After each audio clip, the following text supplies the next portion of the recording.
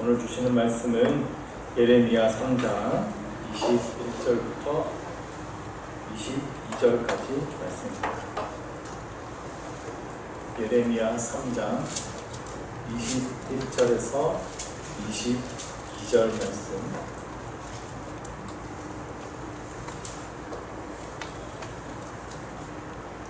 다 같이 한 목소리로 봉독하겠습니다.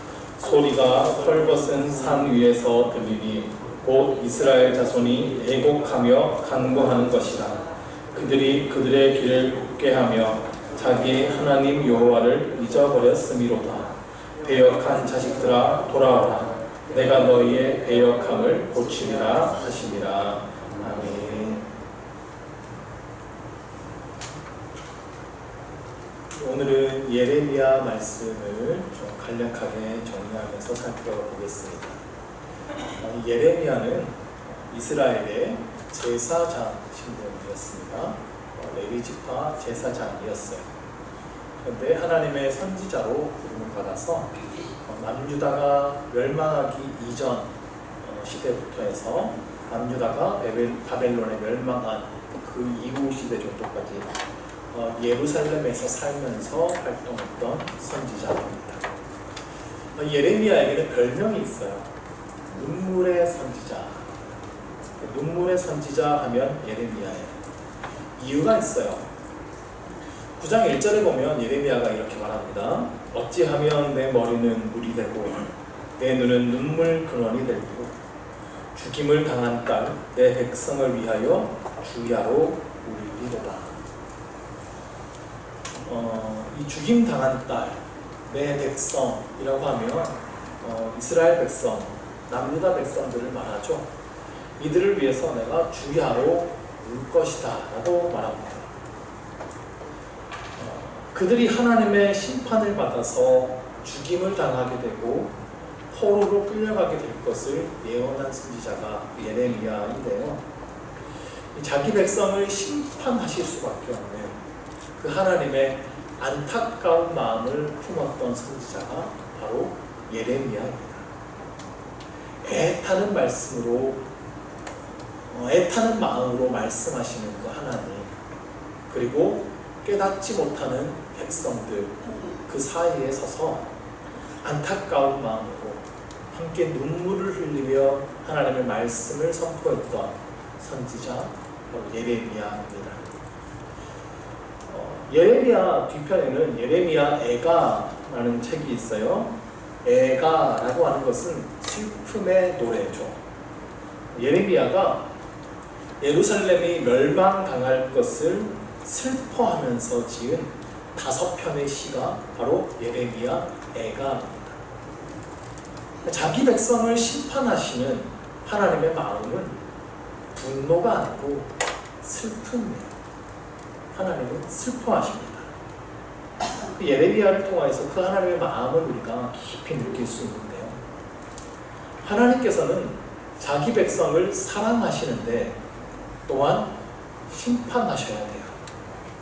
하나님은 사랑의 하나님이시지만 또한 공의의 하나님이시기 때문입니다. 죄에 대해서는 공정하고 정확하게 판결하셔야 하는 분이 우리 하나님이세요. 우리가 주일 낮 시간에 계속 하나님의 이름에 대해서 살펴보고 있는데요. 다음 주에는 이 예레미야 말씀을 통하여서 공의의 하나님에 대해서 배울 것입니다. 하나님은 공의로운 분이세요. 자기 백성의 죄악에 대해서 참고 기다려주시고 또 끊임없이 말씀하시면서 회개할 기회를 주시지만 반드시 그 심판의 날은 옵니다. 우리는 그 사실을 엄중한 마음으로 기억해야 하는 것입니다. 예레미야는 어떻게 기록되었는지 성경에 써있는 외람되는 성경이에요. 36장에 가면 그 예레미야가 기록된 이야기가 나오는데요. 36장 2절 말씀은 이렇게 되어 있습니다. 너는 두루마리 책을 가져다가 내가 내게 말하던 날 곧 요시야의 날부터 오늘까지 이스라엘과 유다와 모든 나라에 대하여 내가 내게 일러준 모든 말을 거기에 기록하라. 하나님께서 예레미야에게 명령하신 건데, 하나님께서 예레미야를 선지자로 세우시고 그에게 말씀하셨던 모든 말, 그것을 두루마리에 다 기록하라 라고 지금 하신 거예요. 백성들이 그 하나님의 말씀을 듣고, 정확히는 하나님께서 내리겠다고 한 그 심판에 대한 내용들을 다 듣고 회개하기를 원하신 거예요. 그래서 예레미야가 바룩이라는 사람을 부릅니다. 그래서 예레미야가 불러주고 바룩이 받아 적어요. 그래서 바룩이 그 예레미야가 불러준 대로 기록한 그 두루마리 책, 그것을 가지고 나가서 백성들을 다 모으고 낭독합니다. 근데 그 말씀을 왕궁의 관리들도 다 듣게 돼요. 그리고 그 소식이 왕의 귀에도 들어갔어요. 당시 왕은 여호야김이라는 왕인데요, 남유다의 역사 속에서 아주 악한 왕으로 평가받는 왕이에요. 근데 그 여호야김이라는 왕이 어떤 행동을 했는지 한번 보실까요? 21절에서 23절까지인데, 자, 왕이 여후디를 보내어 두루마리를 가져오게 하매 여후디가 서기관 엘리사마의 방에서 가져다가 왕과 왕 곁에 선 모든 고관의 귀에 낭독하니, 그때는 9째 달이라 왕이 겨울 궁전에 앉았고 그 앞에는 불피운 화로가 있더라. 여후디가 서로 쪽을 낭독하면 왕이 칼로 그것을 연하여 베어 화로불에 던져서 두루마리를 모두 태웠다. 왕이 이런 행동을 해요. 왕과 신하들이 지금 겨울 궁전에 모여 있는 거예요. 왕의 신하가 그 예레미야 바룩이 기록한 두루마리를 읽습니다. 그 왕이 그 부분 가져와 그래요. 그 부분을 칼로 찢습니다. 그리고 화로에다가 집어넣어서 태우는 거예요.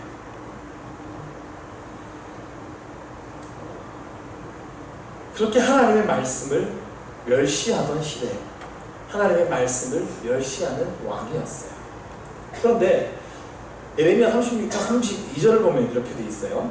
이에 예레미야가 다른 두루마리를 가져다가 네리야의 아들 서기관 바룩에게 주매 그가 유다의 여호야김 왕이 불사른 책의 모든 말을 예레미야가 전하는 대로 기록하고 그 외에도 그 같은 말을 많이 더 하였더라.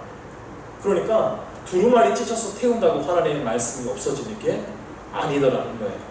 예레미야가 다시 두루마리를 가져와서 다시 하나님의 말씀을 기록합니다.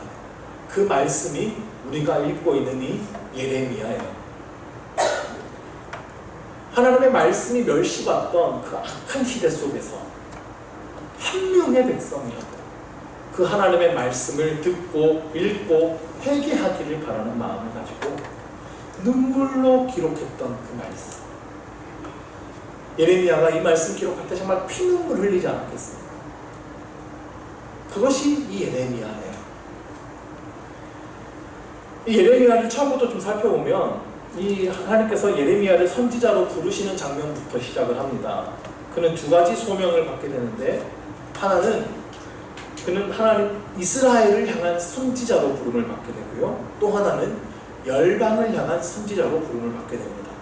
그래서 예레미야의 예언은 이스라엘을 향한 예언, 그 다음에는 열방을 향한 예언이 나옵니다. 그는 뽑고 파괴하는 예언을 하게 될 거예요. 그런데 또한 힘고 건설할 것이라고 하나님께서 말씀해 주세요. 그래서 이스라엘을 꾸짖고 하나님의 다가올 심판에 대해서 말씀하지만 또한 미래를 위한 소망의 메시지도 전달하는 것이죠. 자, 1장부터 24장까지가 예레미야의 첫 부분인데, 여기서 핵심은 이스라엘 백성들이 하나님의 말씀을 어겼다라고 하는 것을 구체적으로 고발하는 겁니다. 그들은 여러 방식으로 가나안의 온갖 이방 우상들을 받아들였는데요, 전국의 신전들을 세워서 예배했습니다. 근데 예레미야는 이러한 우상숭배를 간음이라고 시작합니다.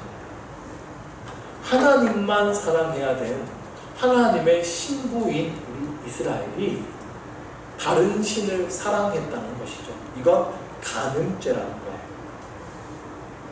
예레미야는 반복해서 이스라엘의 지도자들을 비판하는데, 제사장, 왕, 선지자 뭐 할 것 없이 모두 타락했다고 지적합니다. 그들은 하나님의 말씀, 하나님의 언약을 버렸어요. 그 결과 온 사회에 불의가 만연하게 되었습니다. 그래서 이스라엘의 가장 취약한 계층인 고아와 과부와 나그네가 고통을 당하며 살고 있었다는 거예요. 고아와 과부와 나그네는 구약의 율법에서 굉장히 반복적으로 강조되는 그룹입니다. 당시 가장 취약계층이었거든요. 이들을 탄압하는 것은 율법에 어긋나는 것인데 이스라엘 지도자들은 그런 것들을 신경 쓰지 않았습니다. 오직 기득권들, 자신들의 배만 부리기 힘썼죠. 이런 모든 문제를 집중적으로 비판하는 것이 예레미야 7장인데요. 예레미야 7장은 예레미야의 성전 설교라고 불리는 장면입니다. 이스라엘 백성들이 아무렇지도 않게 그 예루살렘 성전에 하나님 예배하기 위해서 나왔어요. 그런데 그들은 또한 성전 바로 바깥에다가 이방 신전, 이방 우상들을 막 세워놓고 이방 신을 또 동시에 예배하고 있었던 거예요. 심지어 어떤 자들은 끔찍한 가나 풍습을 따라서 자기 자녀를 막 희생 제물로 바치기도 하고 불에 태워드려요. 결국 예레미야가 그들에게 하나님의 말씀을 선포하는데 하나님께서 너희를 심판하실 것이다. 성전에서 선포하는 거죠. 북쪽에서부터 하나님께서 적을 보내서 이 성전을 허물 것이고 이스라엘을 벌하실 것이다. 이렇게 선포합니다. 그리고 그 적은 바벨론 제국입니다. 예레미야 25장으로 가면 이야기의 전환점이 되는데요. 이스라엘 백성들은 하나님의 말씀을 듣고도 돌이키지 않았습니다. 그래서 결국 바벨론의 느부갓네살 왕이 예루살렘을 침략할 것을 예언합니다. 그 바벨론 군대가 이스라엘과 주변 모든 민족들을 정복할 것이고 70년 동안 포로로 삼게 될 것을 선포하게 됩니다. 자, 26장부터 45장까지는 이스라엘을 향한 심판과 소망에 대한 예언이 이어지고요. 46장부터 51장까지는 열방에 대한 심판과 소망이 이어집니다. 예레미야는 이스라엘이 돌아오기를 간절히 바라면서 마지막 순간까지 계속 경고하는데요. 이스라엘 지도자들은 끝까지 거부해요. 그 대표적인 행동이 아까 말씀을 찢어서 태우는 행동이었습니다. 그런데 바로 여기 심판과 재앙의 어두운 이야기 한 가운데에 미래에 대한 소망의 메시지가 들어오는데요. 이게 29장에서 33장 이 중간에 이스라엘에 대한 작은 소망에 대한 메시지들이 들어오게 됩니다. 예레미야는 이스라엘 백성들이 하나님과의 언약을 어겼고 이제 포로로 끌려가게 되겠지만 하나님께서는 자기 백성을 포기하지 않으신다라고 이야기합니다. 오히려 하나님께서 언약을 새롭게 하실 것이고 그들의 마음을 변화시킬 것을 말씀하세요. 그 대표적인 구절이 31장 33절 말씀인데 같이 한번 읽을까요? 그러나 그 날 후에 내가 이스라엘 집과 맺을 언약은 이러하니 곧 내가 나의 법을 그들의 속에 두며 그들의 마음에 기록하여 나는 그들의 하나님이 되고 그들은 내 백성이 될 것이다. 여호와의 말씀입니다. 아멘. 하나님께서 출애굽 때부터 하신 말씀이 너희가 내 백성이 되고 나는 너희 하나님이 될 것이다. 이 얘기를 계속하세요. 이게 언약의 내용이에요. 그런데 그때에는 그 언약의 내용을 돌판에 기록하셨어요. 하나님께서 직접 돌판에 기록해 주셨는데 이제는 그러지 않겠다는 거예요. 나의 법을 그들의 속에 두겠다라는 겁니다. 우리 안에 율법을 새겨주셔서 하나님의 말씀을 지킬 수 있도록 해주시겠다. 이것이 새 언약이에요. 하나님께서는 그들의 불순종하는 마음을 돌이켜서 진정으로 하나님을 사랑하고 하나님을 따르도록 하실 것입니다. 언젠가 이스라엘 백성들은 다시 이 땅으로 돌아오게 될 것이고 다윗의 가문에서 메시아가 나게 될 것이고 그때에는 온 열방이 이스라엘의 하나님을 참 하나님으로 인정하게 될 것입니다. 그리고 사람들의 마음속에 성령께서 오셔서 이 말씀을 따라 살아가게 될 것을 예언하고 있는 거예요. 이게 소망이에요.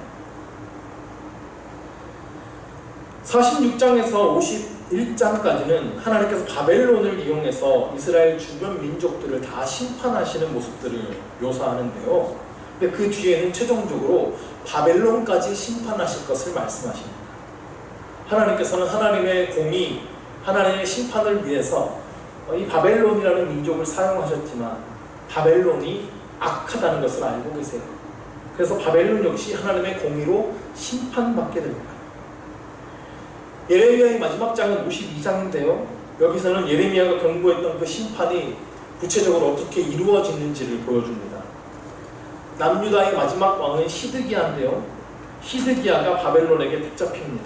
그리고 그는 눈앞에서 자기 아들들이 죽는 모습을 지켜봐야 했어요. 그리고 나서 시드기야의 눈이 뽑힙니다. 그리고 바벨론에 끌려가게 되죠. 그런데 이 안에서 작은 소망의 이야기가 등장하는데, 시드기야 이전의 왕이 여호야김이라는 왕이었어요. 여호야김이라는 왕도 바벨론의 포로로 끌려갔어요. 근데 3년 정도 지났을 때 바벨론 왕이 그를 감옥에서 풀어줍니다. 그리고 호의를 베풀어주는데 왕족으로 인정해주고 평생 동안 왕의 식탁을 누릴 수 있도록 허락해줘요. 이게 아주 작고 희미한 소망의 빛인데, 하나님께서 이제 이스라엘 백성들에게 작은 소망의 빛을 비춰주기 시작하고 회복시킬 것을 보여주는 사건이에요. 이 중간에 나왔던 29장에서 33장에 나왔던 예레미야에게 주신 소망의 약속을 기억하게 하는 거예요. 하나님께서는 여전히 바벨론 땅에서도 그의 백성을 버리지 않으셨고 다윗 가문에서 나타날 메시아의 약속도 잊지 않으셨다라는 사실을 보여주는 것입니다. 그래서 예레미야의 대부분은 사실 좀 어렵습니다. 경고와 심판으로 가득 차 있는데 마지막은 미래와 소망으로 끝이 나는 거예요. 그리고 그 중심에 있는 예레미야 29장 11절에서 13절 말씀, 이 말씀을 같이 한번 읽을까요? 자, 시작. 여호와의 말씀이니라. 너희를 향한 나의 생각을 내가 아나니 평안이요 재앙이 아니니라. 너희에게 미래와 희망을 주는 것이니라. 너희가 내게 부르짖으며 내게 와서 기도하면 내가 너희들의 기도를 들을 것이요 너희가 온 마음으로 나를 구하면 나를 찾을 것이요 나를 만나리라. 아멘. 이 하나님께서 우리를 향해 애타는 마음으로 약속하시는 말씀이에요. 예레미야는 이 이스라엘 백성들을 향해 끊임없이 재앙을 선포하고 있었지만 하나님의 생각은 평안이지 재앙이 아닙니다.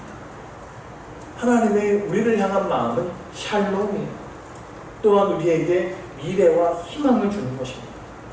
그런데 우리가 이 하나님의 평안을 얻고 미래와 희망을 발견하기 위해서는 우리가 해야 할 게 있죠. 너희가 내게 부르짖으며 내게 와서 기도하라. 하나님께서 우리의 기도를 들으신다 약속하셨습니다.